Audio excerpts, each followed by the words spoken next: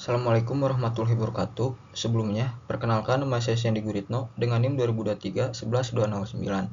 Di sini, saya akan menjelaskan tentang apa itu cash flow dan contoh kasusnya. Yang pertama, itu ada pengertian dari cash flow. Cash flow adalah nama lain dari laporan arus kas. Laporan arus kas merupakan laporan keuangan untuk melacak setiap pemasukan dan pengeluaran hingga menghasilkan analisa keuangan apakah mengalami penurunan atau kenaikan. Elemen utama dari cash flow adalah uang yang masuk dan keluar. Uang yang masuk disebut sebagai cash inflow dan uang yang keluar dinamakan cash outflow. Berikutnya ada jenis-jenis cash flow. Yang pertama, arus kas operasi. Ini merupakan jenis cash flow yang mengacu pada kas bersih. Kas bersih ini didapatkan dari hasil operasi bisnis normal sebuah perusahaan. Dalam hal ini akan dibutuhkan arus kas yang positif sehingga bisnis bisa berkembang secara aktif. Yang berikutnya ada arus kas investasi. Hal ini mengacu pada aktivitas investasi dari perusahaan. Bentuk investasinya bervariasi mulai dari investasi dalam sekuritas, properti, dan aset lainnya. Jika perusahaannya sehat, maka aktivitas investasi akan berjalan lancar sehingga cash flow-nya seringkali negatif. Yang berikutnya ada arus kas pembiayaan. Ini mengacu pada kas bergerak antar perusahaan, investor, pemilik, juga kreditur. Kas bersih ini didapatkan dengan tujuan agar bisa membiayai perusahaan, termasuk di dalamnya untuk membayar utang, dividen, juga ekuitas. Yang berikutnya ada metode laporan cash flow. Metode pembuatan laporan cash flow ini terbagi menjadi dua.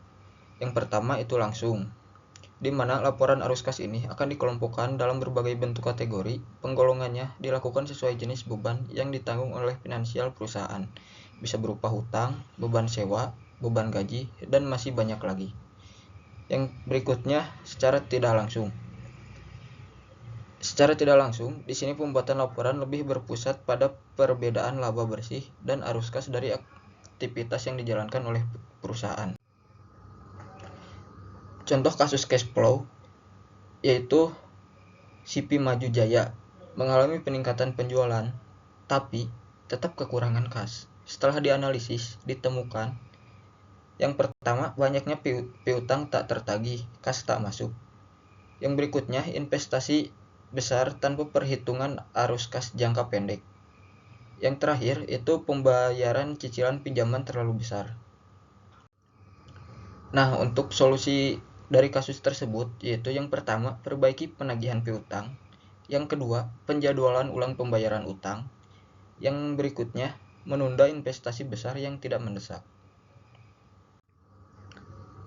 Nah, kesimpulan dari cash flow ini, cash flow atau arus kas adalah aliran yang masuk dan keluar dari suatu bisnis.